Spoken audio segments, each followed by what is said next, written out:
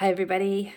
So I thought that I would share with you the part two of networking as a as somebody that has social anxiety, but also neurodivergent traits. So for me, it is mostly the neurodivergent traits. And as I shared in part one video, which was while waiting, so attending the event and being super early, that I had time to do a video. While doing that video, I actually had time to ground and to really connect with, setting a clear intention for the event. And a lot of that intention was, let's just go with the flow.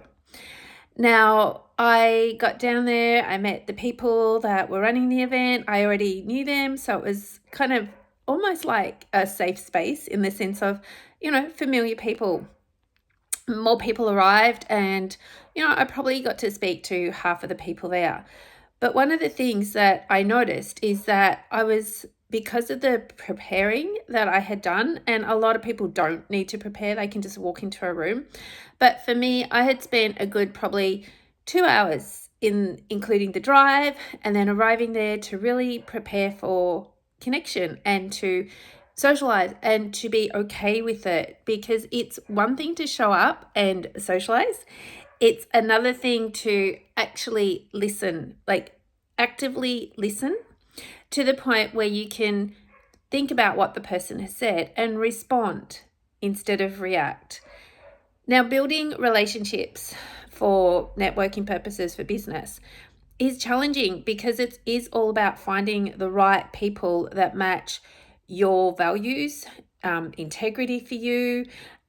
Also important to match energy wise. So there's a bit of a balance, because there's always going to be people that speak more than other people.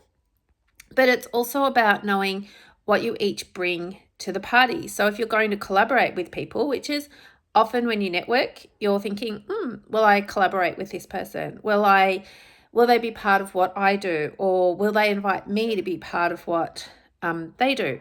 And that invitation can be as simple as being invited to speak, or even referral pathways. So maybe you've got a client and they might benefit from the services of someone else is there.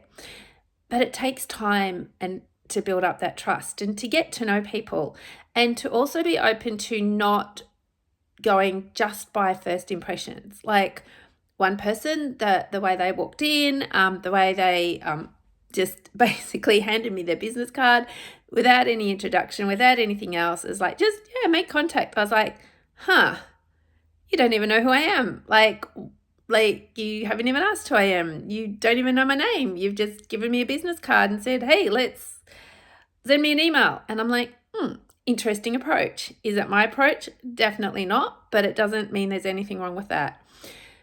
But once again, if we bring it back to my neurodivergent traits, I spent my drive home from that event processing everything and checking in what I could do differently, if there was anything there.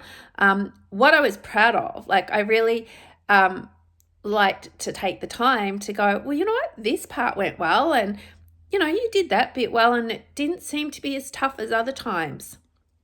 And that's the key for each of us. Is there is so much going on at a networking event, especially this one. We were out on paddle boats, which was super cool and a lot of fun.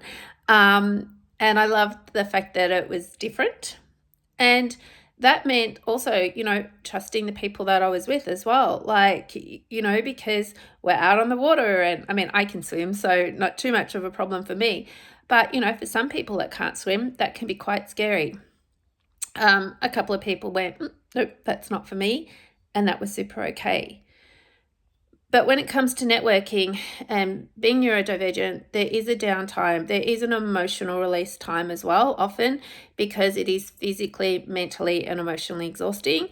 And yes, at the end of yesterday, I was glad I didn't have a full calendar because I was exhausted.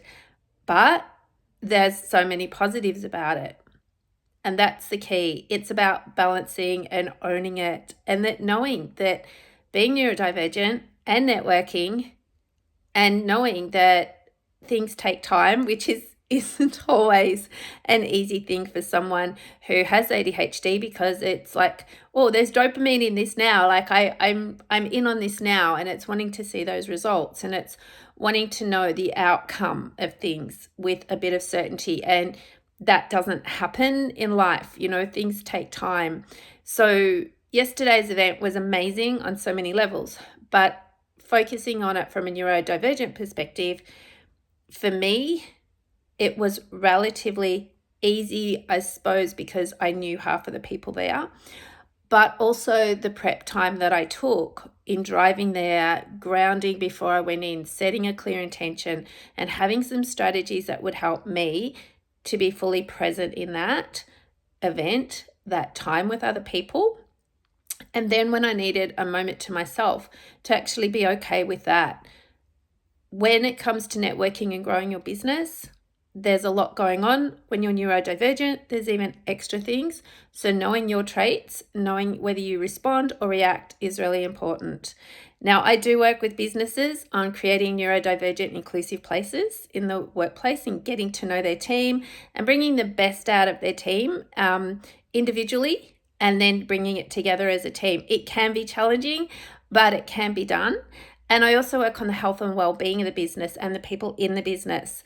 And that's making sure that your well-being program that you have for your staff is really working, and also having an option that we have a program focuses on health and fitness and well-being that your staff might like to do as well.